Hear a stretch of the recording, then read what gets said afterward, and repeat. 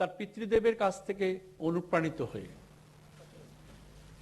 আমাদের মধ্যে প্রধানমন্ত্রী এসে গেছেন। सर, मैं आपको स्वागत करता हूं, अभिनंदन देता हूं जो आपने कीमती समय दिया। मैं 2-4 शब्द सर कहना चाहता हूं, उसके बाद मैं राज्यपाल हमारा जो रेक्टर साहब को अनुरोध करूंगा अपना विचार रखने के लिए। विश्व भारती के आचार्य श्री नरेंद्र मोदी जी की विश्व भारती पर विशेष अनुकंपा है। आज विश्व भारती का स्थिति और उन्नति की जानकारी से अवगत रहते हैं। आज वो वर्चुअल मोड में अपना बात रखेंगे। उन्होंने विश्व भारती में आने की इच्छा भी जाहिर की थी, किंतु आना संभव नहीं हुआ कोई विशेष कारण के बजाय। अभी कुछ दिन पूर्व सर आप 24 दिसंबर 2020 अपने विश्व भारती को शताब्दी समारोह का आयोजन में अपना प्रेरणादायी वक्तव्य रखा था, जिससे हम सब विश्व भारती के उन्नति कार्य में पुनः उत्साहित हुए थे। हमारे आचार्य भारत के प्रधानमंत्री के रूप में सफलतापूर्वक देश की बागडोर संभाल रहे हैं। इस कोरोना काल में भी शिक्षा, उद्योग, व्यवसाय, कृषि और ऊर्जा हर दिशा में परिस्थिति को अनुरूप आप विकास की नई उद्भावन के रहे। वर्तमान वैश्विक स्थिति में संतोषजनक नहीं है। एक और कुछ देश पुरातन साम्राज्यवाद के नई रूप का प्रस्तुत करना चाह रहे थे। दूसरी ओर कोरोना महामारी के कारण भी भारत और विश्व के नई चुनौतियां का सामना कर रहा है। ऐसे में प्रधानमंत्री जी असीम धैर्य के साथ चुनौती का सामना करने के लिए हम लोगों का ऊर्जा दे रहे हैं। इस संकट काल में बदली हुई परिस्थिति में उन्होंने आत्मनिर्भर भारत की योजना द्वारा भारत को आगे बढ़ाने का ड्राफ्ट प्रस्तुत किया है। मैं यहाँ पे गुजारिश करना चाहता हूँ, जो मंत्री जी भी चाहते हैं, हमारा माननीय राज्यपाल भी चाहते हैं, सर रामगढ़ में विश्व भारती का एक परिसर हम खोलना चाहते हैं। मैं आपसे इसके बारे में बात पहले जिक्र किया, मंत्री जी भी चाहते हैं। सर मैं अनुरोध करूंगा ये परिसर खुलने के लिए आप थोड़ा मदद करें सर। और आपसे मैंने हम लोग यही सीखा विश्व भारती का तरफ से। ये मैं 2 पंक्तियां से अपना विचार में रखना चाहता हूं। कर्म अच्छा है तो किस्मत दासी है, नियत सही है तो घर मदीना काशी है। सर आपका मार्गदर्शन से हम लोग को इसी दिशा से लेके जा रहा है, तो मैं उम्मीद करता हूं और मेरा विश्वास है आपका आशीर्वाद रहें तो विश्व भारती सबसे ऊंचा शिखर पर पहुंचेंगे। सर यही बात करके मैं हमारा जो माननीय राज्यपाल जो विश्व भारती का रेक्टर भी है, मैं राज्यपाल साहब का अनुरोध करूंगा अपना विचार रखने के लिए।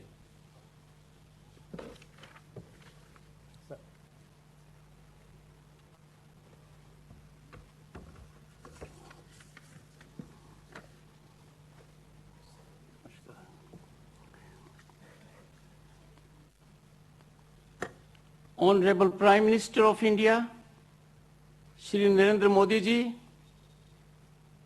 Honorable Education Minister Ramesh Pokhriyal ji, Minister of State Sanjay Dhotre ji, Vice Chancellor Vidut Chakrabarti ji, members of the faculty, members of the staff of Vishwa Bharati, students, ladies and gentlemen. It is great privilege and honor to be associated with the 2021 convocation of Vishwa Bharati University. The occasion is all the more significant and joyous since it is in the centenary year of Vishwa Bharati. Convocation is an important milestone marking end of one vital phase in life of a student and beginning of another very significant productive phase. My heartiest congratulations to all graduating students who have benefited out of their degrees today. Friends, undoubtedly, education has great power for social rejuvenation and transformation.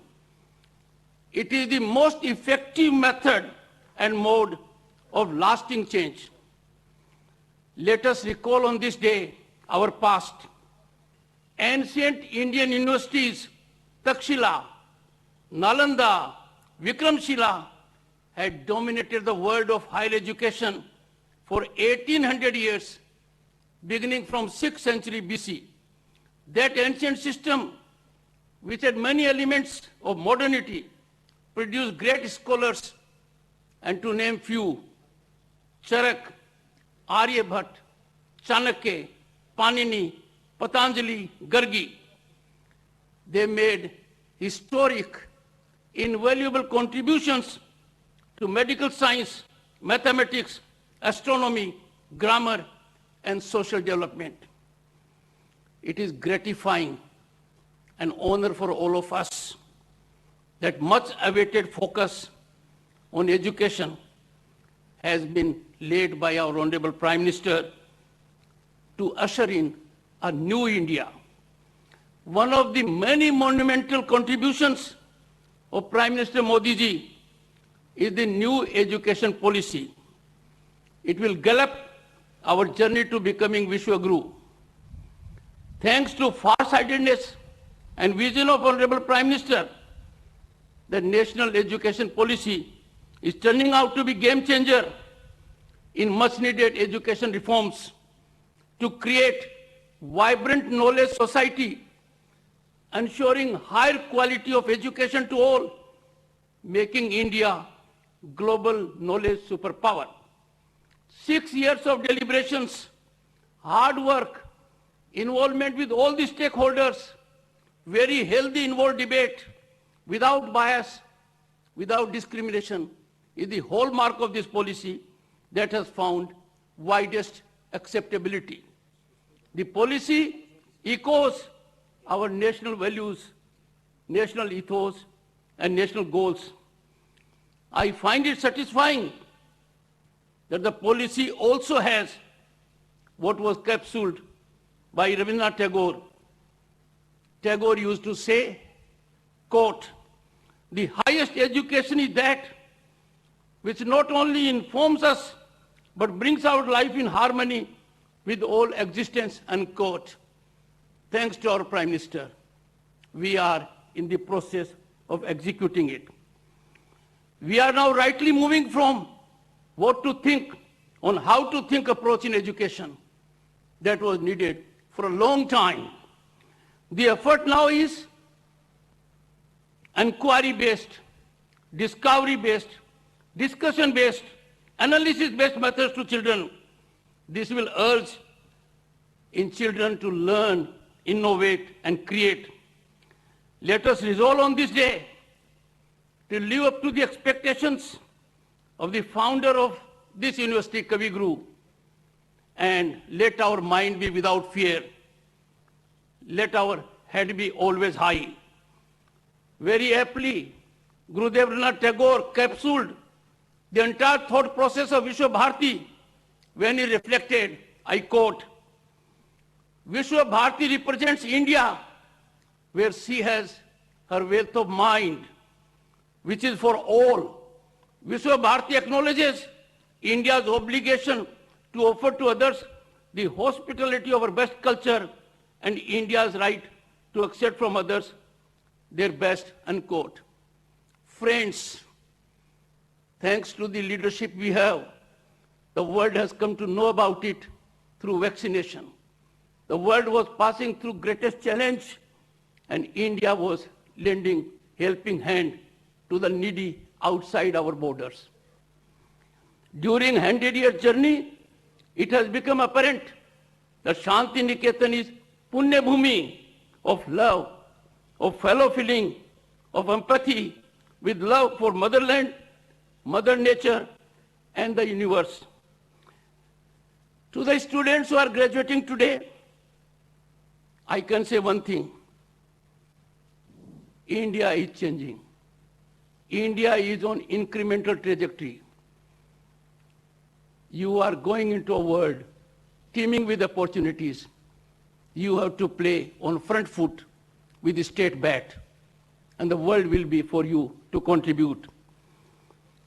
All of you have been fortunate and experienced to get education at this iconic place. Not everyone is so privileged. As you leave this campus, carry your learning with humility. And in some manner, in whatever manner you think appropriate, make earnest effort, sincere effort to give back to the society. And that will be a huge contribution, a big step for one. Let that be true test of your education. In the words of Aristotle, I quote, "Excellence is never an accident. It is always the result of higher intention, sincere effort, and intelligent execution. It represents the wise choice of many alternatives. Choice, not chance, determines your destiny," unquote. I would conclude, as like many of you, I am also looking forward to hear from our Prime Minister, whose discourses always touch our mind and heart, motivate us, inspire us, and we are put on a directional path. Gandhiji said, quote, "Be the change you wish to see in this world," unquote. So I say to you all, lead the world, be the change, make India proud, and India is on the rise in the estimate of one and all. Thank you. Jai Hind. Namaskar. धन्यवाद मान्यवर। अब मैं माननीय उपाचार्य महोदय से निवेदन करूंगी कि वे आचार्य महोदय का एक बार फिर से स्वागत करें। अभी सर, मेरा सबसे जो सौभाग्यपूर्ण काम है आपको आपका विचारधारा रखने के लिए अनुरोध करना। बस उससे पहले मैं एक बात बताना चाहता हूँ सर आपको, जी यहाँ पे स्टूडेंट एंट्री थोड़ा रेस्ट्रिक्टेड है क्योंकि कोरोना का बजाय, तो लेकिन सभी स्टूडेंट्स यहाँ पे वर्चुअल मोड पे कनेक्टेड है। तो आपका जो विचारधारा, हमारा जितना स्टूडेंट आज ग्रेजुएट हो रहा है सब सुन पाएंगे। सर अभी आपको मैं अनुरोध कर रहा हूँ, आपका विचारधारा आप रखें। धन्यवाद सर।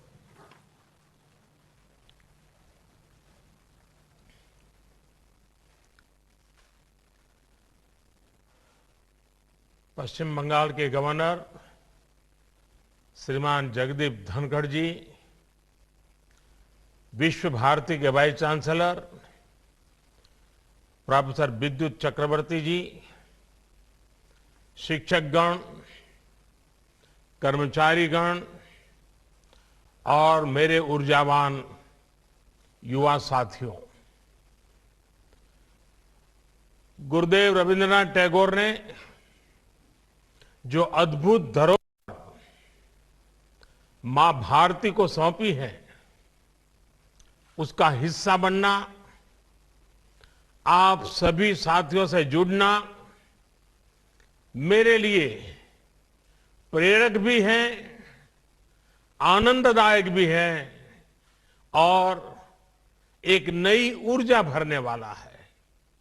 अच्छा होता मैं इस पवित्र मिट्टी पर खुद आकर के आपके बीच शरीक होता, लेकिन जिस प्रकार के नए नियमों में जीना पड़ रहा है और इसलिए मैं आज रूबरू न आते हुए दूर से ही सही आप सबको प्रणाम करता हूं, इस पवित्र मिट्टी को प्रणाम करता हूं। इस बार तो कुछ समय के अंतराल पर मुझे दूसरी बार ये मौका मिला है। आपके जीवन के इस महत्वपूर्ण अवसर पर आप सभी युवा साथियों को, माता पिता को, गुरुजनों को मैं बहुत बहुत बधाई देता हूं, अनेक अनेक शुभकामनाएं देता हूं। साथियों, आज एक और बहुत ही पावन अवसर है, बहुत ही प्रेरणा का दिन है। आज छत्रपति शिवाजी महाराज की जन्म जयंती है। मैं सभी देशवासियों को छत्रपति शिवाजी महाराज की जयंती पर बहुत बहुत शुभकामनाएं देता हूं। गुरुदेव रविंद्रनाथ टैगोर जी ने भी शिवाजी उत्सव नाम से वीर शिवाजी पर एक कविता लिखी थी। उन्होंने लिखा था, कौन दूर शताब्देर, कौन दूर शताब्देर, कौन एक अख्यात दिवसे, नाही जानी आजी, नाही जानी आजी। मराठार कौन, शोयले एरंडेर, अंधकारे बसे। हे राजा शिवाजी, तब भाल उद्यासियाए भावना, तैत प्रभावत ऐसे छिल नामी। एक धर्म राज्य पाशे, एक धर्म राज्य पाशे, खंड छिन्न विक्षिप्त भारत, बंधे दिव आमी। यानी एक शताब्दी से भी पहले किसी एक अनाम दिन, मैं उस दिन को आज नहीं जानता, किसी पर्वत की ऊंची चोटी से, किसी घने वन में, ओ राजा शिवाजी, क्या ये विचार आपको एक बिजली की रोशनी की तरह आया था? क्या ये विचार आया था कि छिन्न भिन्न इस देश की धरती को एक सूत्र में पिरोना है? क्या मुझे इसके लिए खुद को समर्पित करना है? इन पंक्तियों में छत्रपति वीर शिवाजी से प्रेरणा लेते हुए भारत की एकता, भारत को एक सूत्र में पिरोने का आह्वान था।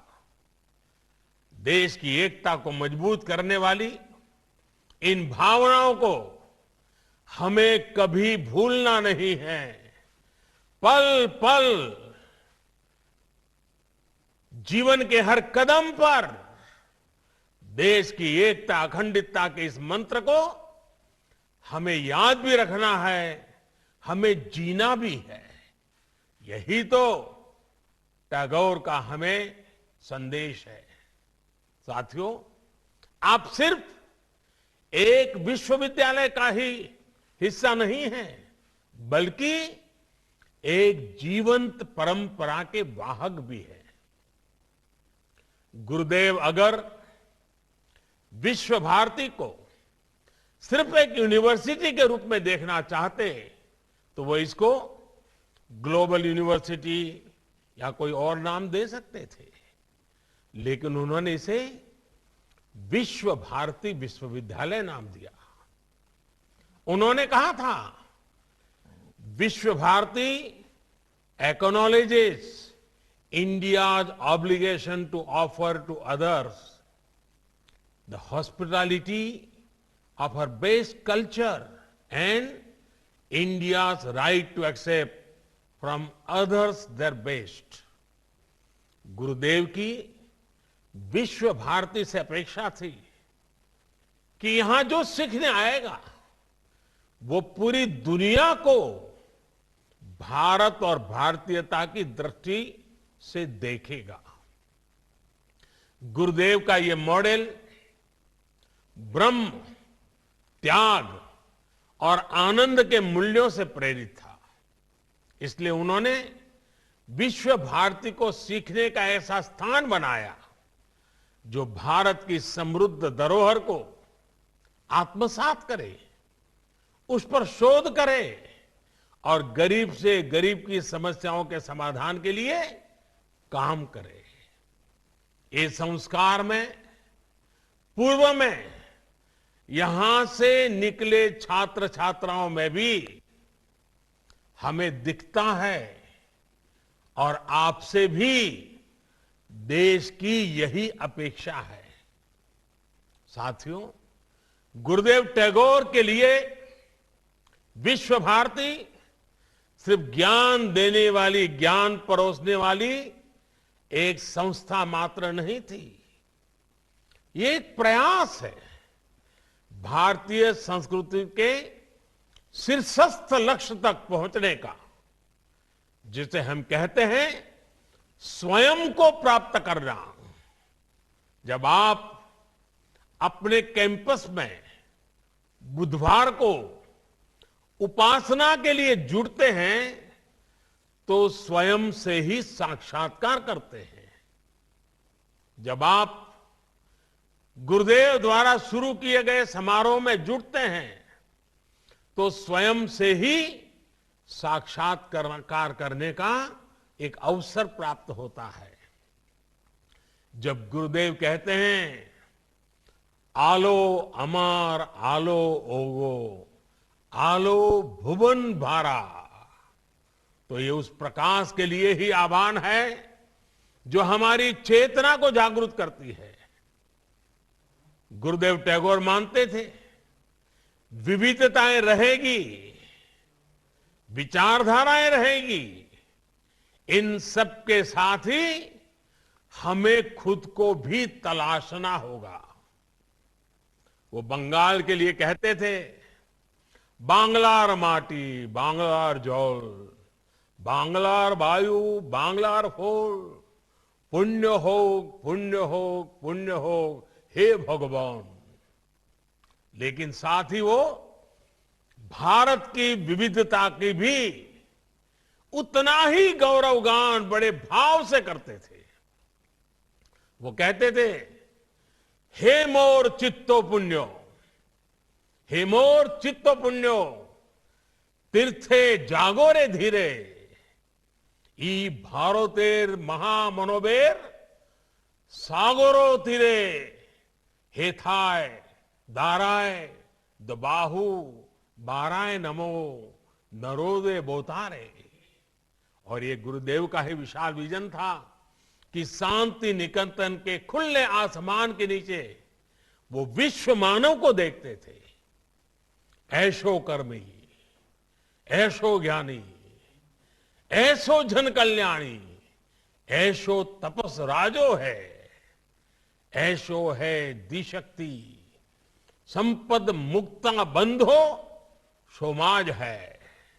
हे श्रमिक साथियों, हे जानकार साथियों, हे समाज सेवियों, हे संतों, समाज के सभी जागरूक साथियों, आइए समाज की मुक्ति के लिए मिलकर के प्रयास करें। आपके कैंपस में ज्ञान प्राप्ति के लिए एक पल भी बिताने वाले का यह सौभाग्य है कि उसे गुरुदेव का यह विजन मिलता है। साथियों, विश्व भारती तो अपने आप में ज्ञान का वो उन्मुक्त समंदर है जिसकी नींव ही अनुभव आधारित शिक्षा के लिए रखी गई। ज्ञान की क्रिएटिविटी की कोई सीमा नहीं होती है। इसी सोच के साथ गुरुदेव ने इस महान विश्वविद्यालय की स्थापना की थी। आपको यह भी हमेशा याद रखना होगा कि ज्ञान, विचार और स्किल स्टैटिक नहीं है, पत्थर की तरह नहीं है, स्थिर नहीं है, ये जीवंत है, ये सतत चलने वाली प्रक्रिया है। और इसमें कोर्स करेक्शन की गुंजाइश भी हमेशा रहेगी, प्रोग्रेसिव अनफोल्डमेंट। लेकिन नॉलेज और पावर दोनों रिस्पॉन्सिबिलिटी के साथ आते हैं।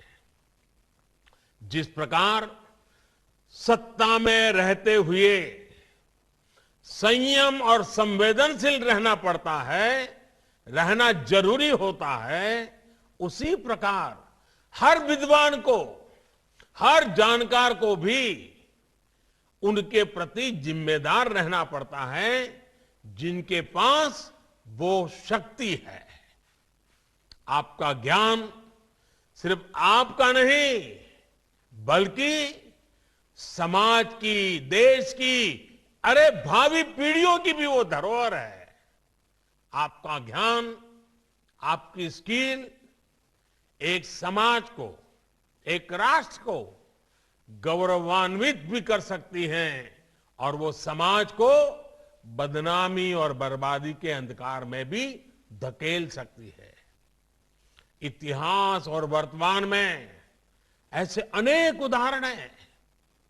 आप देखिए, जो दुनिया में आतंक फैला रहे हैं, जो दुनिया में हिंसा फैला रहे हैं, उनमें भी कई highly educated, highly learned, highly skilled लोग हैं। दूसरी तरफ ऐसे भी ये लोग हैं जो कोरोना जैसी महामारी से दुनिया को मुक्ति दिलाने के लिए दिन रात अपनी जान की बाजी लगा देते हैं, अस्पतालों में डटे रहते हैं, प्रयोगशालाओं में जुटे हुए हैं। ये सिर्फ विचारधारा का प्रश्न नहीं है, मूल बात तो माइंडसेट का है। आप क्या करते हैं, इस बात पर निर्भर करता है कि आपका माइंडसेट पॉजिटिव है या नेगेटिव है। स्कोप दोनों के लिए है, रास्ते दोनों के लिए ओपन है। आप समस्या का हिस्सा बनना चाहते हैं या फिर समाधान का, ये तय करना हमारे अपने हाथ में होता है। अगर हम उसी शक्ति, उसी सामर्थ्य, उसी बुद्धि, उसी वैभव को सत्कार्य के लिए लगाएंगे तो परिणाम एक मिलेगा, दुष्कर्म के लिए लगाएंगे तो परिणाम दुष्कर्म मिलेगा।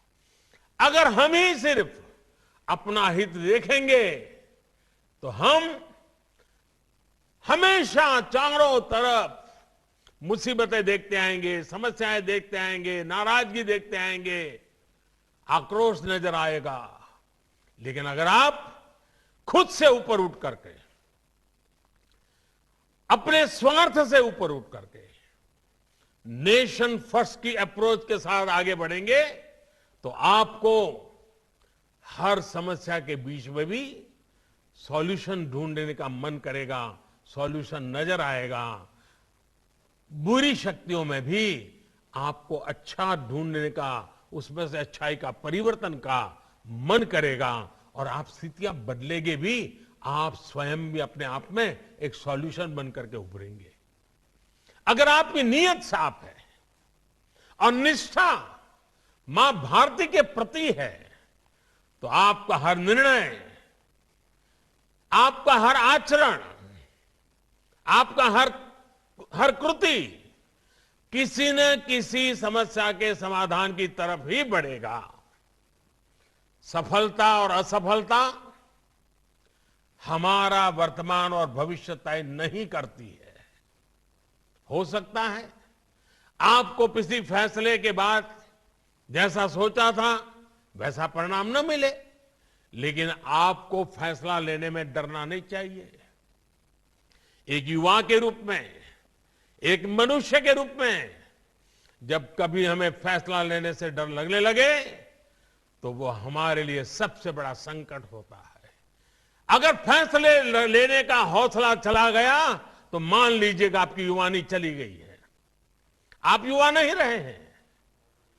जब तक भारत के युवा में नया करने का, रिस्क लेने का और आगे बढ़ने का जज्बा रहेगा, तब तक कम से कम मुझे देश की भविष्य की चिंता नहीं है। और मुझे जो देश युवा हो, 130 करोड़ आबादी में इतनी बड़ी तादाद में युवा शक्ति हो, तो मेरा भरोसा और मजबूत हो जाता है, मेरा विश्वास और मजबूत हो जाता है। और इसके लिए आपको जो सपोर्ट चाहिए, आपको जो माहौल चाहिए, उसके लिए मैं खुद भी और सरकार भी, इतना ही नहीं, 130 करोड़ का संकल्पों से भरा हुआ, सपनों से लेकर के जीने वाला देश भी आपके समर्थन में खड़ा है। साथियों, विश्व भारती के 100 वर्ष के ऐतिहासिक अवसर पर जब मैंने आपसे बात की थी तो उस दौरान भारत के आत्मसम्मान और आत्मनिर्भरता के लिए आप सभी युवाओं के योगदान का जिक्र किया था। यहां से जाने के बाद जीवन के अगले पड़ाव में आप सभी युवाओं को अनेक तरह के अनुभव मिलेंगे। साथियों, आज जैसे छत्रपति शिवाजी महाराज की जयंती का हमें गर्व है, वैसे ही मुझे आज धर्मपाल जी की याद आती है। महान गांधीवादी धर्मपाल जी, आज महान गांधीवादी धर्मपाल जी की भी जन्म जयंती है। उनकी एक रचना है, the beautiful tree indigenous Indian education in the 18th century. आज आपसे बात करते हुए मैं इस पवित्र धाम में जब आपसे बात कर रहा हूं तो मेरा मन करता है उसका जिक्र मैं जरूर करूं। और बंगाल की धरती, ऊर्जावान धरती के बीच जब बात कर रहा हूं तब तो मेरा स्वाभाविक मन करता है कि मैं जरूर धर्मपाल जी के उस विषय को मैं आपके सामने रखूं। धर्मपाल जी ने इस पुस्तक में धर्मपाल जी ने थॉमस मुंद्रो द्वारा किए गए एक राष्ट्रीय शिक्षा सर्वे का ब्यौरा दिया है। 1820 में हुए, 1820 यानी करीब 200 साल, 1820 में हुए इस शिक्षा सर्वे में कई ऐसी बातें हैं जो हम सबको हैरान भी करती हैं और गौरव से भर देती हैं। उस सर्वे में भारत की साक्षरता दर बहुत ऊंची आंकी गई थी। सर्वे में यह भी लिखा गया था कि कैसे हर गांव में एक से ज्यादा गुरुकुल थे और जो गांव के मंदिर होते थे वो सिर्फ पूजा पाठ की जगह नहीं, वे शिक्षा को बढ़ावा देने वाले, शिक्षा को प्रोत्साहन देने वाले एक अत्यंत पवित्र कार्य से भी गांव के मंदिर जुड़े हुए रहते थे। वे भी गुरुकुल की परंपराओं को आगे बढ़ाने में, बल देने में प्रयास करते थे। हर क्षेत्र, हर राज्य में, यह बड़ी महत्वपूर्ण बात है, हर क्षेत्र, हर राज्य में तब महाविद्यालयों का बहुत गर्व से देखा जाता था कि कितना बड़ा उनका नेटवर्क था। उच्च शिक्षा के संस्थान भी बहुत बड़ी मात्रा में थे। भारत पर ब्रिटिश एजुकेशन सिस्टम थोपे जाने से पहले थॉमस मुंद्रो ने भारतीय शिक्षा पद्धति और भारतीय शिक्षा व्यवस्था की ताकत को अनुभव किया था, देखा था। उन्होंने देखा था कि हमारी शिक्षा व्यवस्था कितनी वाइब्रेंट है। ये 200 साल पहले की बात है। इसी पुस्तक में विलियम एडम का भी जिक्र है, जिन्होंने ये पाया था कि 1830 में बंगाल और बिहार में 1 लाख से ज्यादा विलेज स्कूल थे, ग्रामीण विद्यालय थे। साथियों, ये बातें मैं आपको विस्तार से इसलिए बता रहा हूं क्योंकि हमें यह जानना आवश्यक है कि हमारी शिक्षा व्यवस्था क्या थी, कितनी गौरवपूर्ण थी, कैसे हर इंसान तक पहुंची हुई थी और बाद में अंग्रेजों के कालखंड में और उसके बाद के कालखंड में हम कहां से कहां पहुंच गए, क्या से क्या हो गया।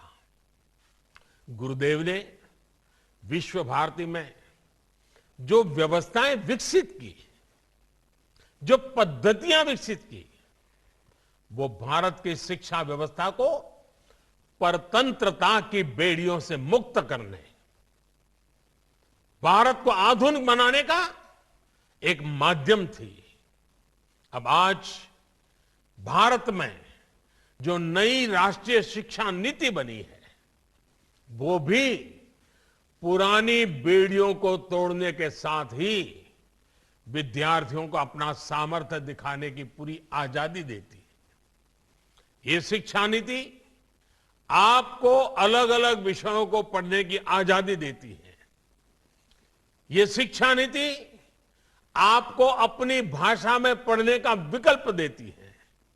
ये शिक्षा नीति एंटरप्रेन्योरशिप, सेल्फ एम्प्लॉयमेंट को भी बढ़ावा देती है।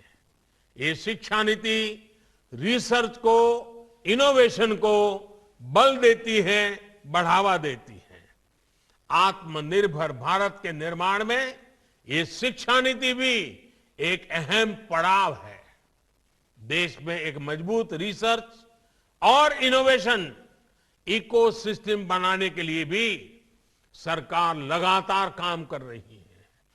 हाल ही में सरकार ने देश और दुनिया के लाखों जर्नल्स की फ्री एक्सेस अपने स्कॉलर्स को देने का फैसला किया है।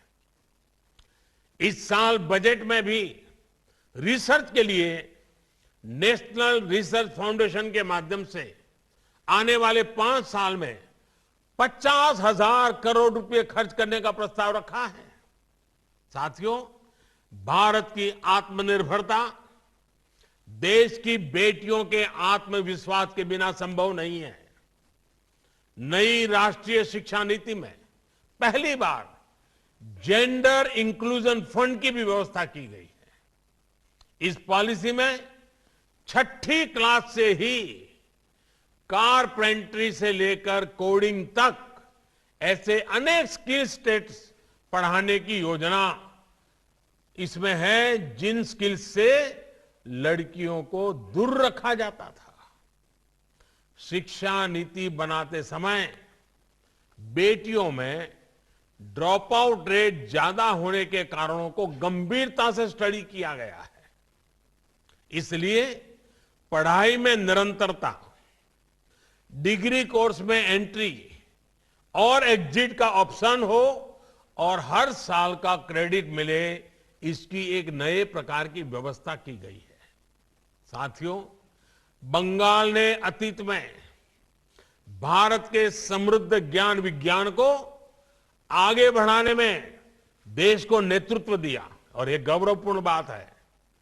बंगाल एक भारत श्रेष्ठ भारत की प्रेरणा स्थली भी रहा है और कर्म स्थली भी रहा है। शताब्दी समारोह में चर्चा के दौरान मैंने इस पर भी विस्तार से अपनी बात रखी थी। आज जब भारत 21वीं सदी की नॉलेज इकोनॉमी बनाने की तरफ बढ़ रहा है, तब भी नजरें आप पर है, आप जैसे नौजवानों पर है, बंगाल की ज्ञान संपदा पर है, बंगाल के ऊर्जावान नागरिकों पर है। भारत के ज्ञान और भारत की पहचान को विश्व के कोने कोने तक पहुंचाने में विश्व भारती की बहुत बड़ी भूमिका है। इस वर्ष हम अपने आजादी के 75वें वर्ष में प्रवेश कर रहे हैं। विश्व भारती के प्रत्येक विद्यार्थी की तरफ से देश को सबसे बड़ा उपहार होगा कि भारत की छवि को और निखारने के लिए हम सब मिलकर के और विशेष करके मेरे नौजवान साथी ज्यादा से ज्यादा लोगों को जागरूक करें।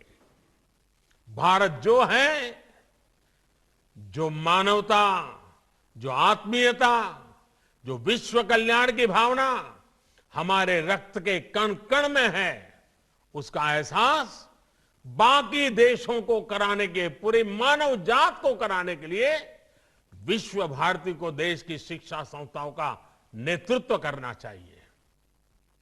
मेरा आग्रह है, अगले 25 वर्षों के विश्व भारती के विद्यार्थी मिलकर एक विजन डॉक्यूमेंट बनाए। जब आजादी के 100 साल होंगे, वर्ष 2047 में जब भारत अपनी आजादी के 100 वर्ष का समारोह बनाएगा, तब तक विश्व भारती के 25 सबसे बड़े लक्ष्य क्या होंगे, ये इस विजन डॉक्यूमेंट में रखे जा सकते हैं। आप अपने गुरुजनों के साथ चिंतन मनन करें, लेकिन कोई न कोई लक्ष्य अवश्य तय करें। आपने अपने क्षेत्र के अनेक गांवों को गोद लिया हुआ है। क्या इसकी शुरुआत हर गांव को आत्मनिर्भर बनाने से हो सकती है। पूज्य बापू ग्राम राज्य की जो बात करते थे, ग्राम स्वराज की बात करते थे। मेरे नौजवान साथियों, गांव के लोग, वहां के शिल्पकार, वहां के किसान, इन्हें आप आत्मनिर्भर बनाइए। इनके उत्पादों को विश्व के बड़े बड़े बाजारों में पहुंचाने की कड़ी बनिए। विश्व भारती तो बोलपुर जिले का मूल आधार है। यहां के आर्थिक, भौतिक, सांस्कृतिक सभी गतिविधियों में विश्व भारती रचा बसा है, एक जीवंत इकाई है।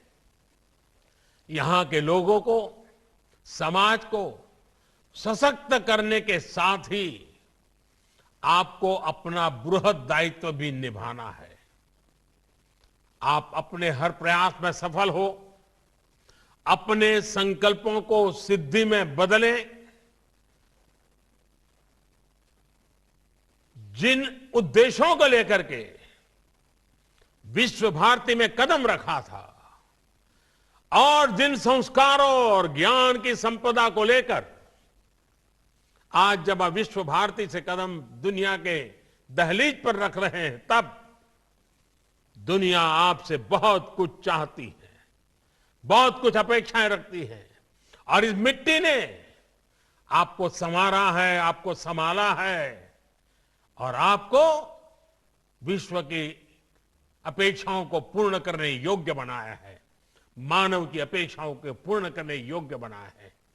आप आत्मविश्वास से भरे हुए हैं, आप संकल्पों के प्रति प्रतिबद्ध हैं, आप संस्कारों से पुलकित हुई आपकी जवानी है। ये आने वाली पीढ़ियों को काम आएगी, देश के काम आएगी। 21वीं सदी में भारत अपना उचित स्थान प्राप्त करे, इसके लिए आपका सामर्थ्य बहुत बड़ी ताकत के रूप में उभरेगा, ये पूरा विश्वास है। और आप ही के बीच में, आप ही का एक सही यात्री होने के नाते मैं आज इस गौरवपूर्ण क्षण में अपने आप को धन्यवाद मानता हूं। और हम सब मिलकर के इस गुरुदेव टैगोर ने जिस पवित्र मिट्टी से हम लोगों को शिक्षित किया है, संस्कारित किया है, हम सब मिलकर आगे बढ़े, यही मेरी आपको शुभकामनाएं हैं। मेरी तरफ से अनेक अनेक शुभकामनाएं। आपके माता पिता को मेरे प्रणाम, आपके गुरुजनों को प्रणाम, मेरी तरफ से बहुत बहुत धन्यवाद।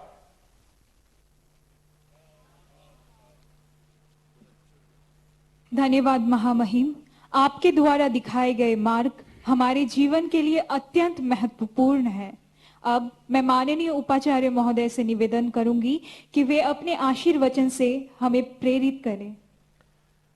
मैं अपने तरफ से, मेरा जो आचार्य है नरेंद्र मोदी जी को मैं धन्यवाद देता हूं और ये अनुरोध करता हूं, सर एक बार आप खुद आ जाइए। ये वर्चुअली में दिल मानता नहीं, से अनुरोध है आपको सर। हाँ सर, तो मैं रिक्वेस्ट यही करूंगा सबका तरफ से, आप प्लीज एक बार आ जाइए यहाँ पे। नहीं, मुझे बहुत अच्छा लगेगा, मैं जरूर आऊंगा। धन्यवाद सर। আশীর্বচন ছাত্রদের জন্য, यहाँ पे এখানে ছাত্ররা তো নেই, যারা শুনছে তাদের জন্য বলছি। সত্য বলো, ধর্ম আচরণ করো, শ্রদ্ধায় থেকে বিরত হইও না, সভ্য থেকে বিচ্যুত হইও না, ধর্ম থেকে বিরত হইও না, শুভকর্ম থেকে নিবৃত্ত হইও না, মাতৃভক্ত হও, পিতৃভক্ত হও, আচার্য ভক্ত হও, অনবদ্য কর্মেরই অনুষ্ঠান করবে, অন্য কর্মের নয়। আমাদের সদাচারে অনুবর্তন করবে, অন্য আচারের নয়। পাষাণের মতো দৃঢ় হও, পরশুর মতো তীক্ষ্ণ হও, হিরণ্যখণ্ডের মতো মূল্যবান হও, কল্যাণময় হও, সর্বমানবের বন্ধু ও বীর্যবান রক্ষক হও। হে সৌম্য, শতবর্ষ জীবন লাভ করো। ধন্যবাদ।